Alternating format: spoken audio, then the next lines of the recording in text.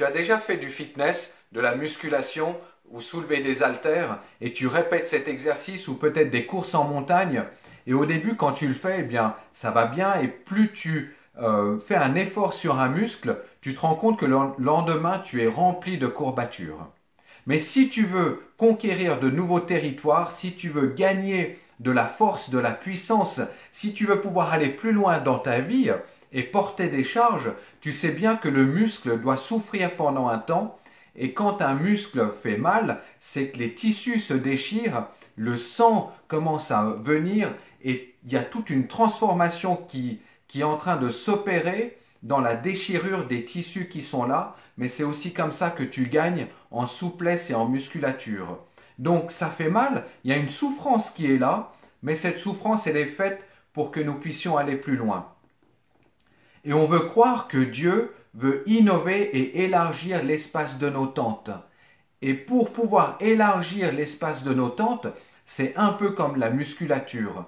Ésaïe 54 dit « Élargis l'espace de ta tente », c'est un ordre qui est donné, « déploie largement les toiles qui t'abritent et ne les ménage pas. » C'est-à-dire, n'y va pas avec douceur, ne caresse pas tes toiles et ton tissu, mais tu dois tirer sur les cordes, tu dois tirer sur le tissu, afin que ta tente puisse grandir. Et allonge tes cordages et assure tes piquets. Tu dois assurer tes piquets dans la parole de Dieu, dans la relation que tu vas avoir avec lui. Et tout ce qu'on est en train de vivre en ce moment, c'est de pouvoir assurer notre relation pour que quand le vent puisse venir, les toiles puissent résister. Mais l'objectif de ce verset, c'est de pouvoir conquérir de nouveaux terrains. C'est que toi et moi, nous avons été placés quelque part. Et l'endroit où tu es, Dieu veut t'utiliser pour que son royaume puisse prendre plus de place. Que tu sois à la maison, dans l'incapacité peut-être de sortir, que tu sois étudiant, que tu sois chef d'entreprise ou employé, ou sans capacité de pouvoir travailler, peu importe, Dieu n'est pas limité par ça, parce que là où tu es, Dieu veut t'utiliser. Et ça, c'est la majesté et la profondeur et la bonté de Dieu. Il nous utilise tous. Il n'y a personne qui puisse dire « je suis recalé ». Pas avec Jésus, pas avec Dieu. Il n'y a pas de perte, il n'y a pas d'échec avec Dieu. Le mot échec, Dieu ne le connaît pas. On ne peut jamais échouer avec Dieu. Il y a toujours quelque chose de plus. Alors je t'invite à pouvoir continuer cette marche avec lui et que Dieu t'a placé quelque part. Dieu t'a placé dans un endroit pour que son royaume vienne. Il y a une urgence dans nos cœurs aujourd'hui pour que des âmes se tournent vers lui, pour que des âmes soient sauvées. Tellement de vies sont en train de partir aujourd'hui à cause d'une maladie, à cause de la dépression, à cause d'une souffrance intérieure bien souvent secrète, tellement de personnes qui décident d'en finir avec leur vie.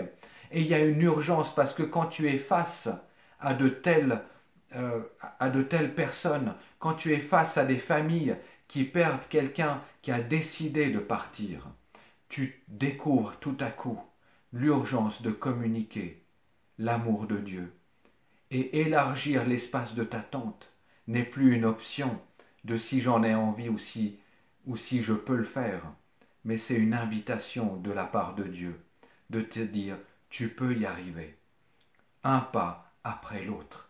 Commence à tirer sur les toiles, commence à tirer sur tes tissus, commence à tirer sur tes cordes et gagne du terrain, afin de ne pas laisser une emprise à l'ennemi qui, lui, fait tout pour gagner du terrain.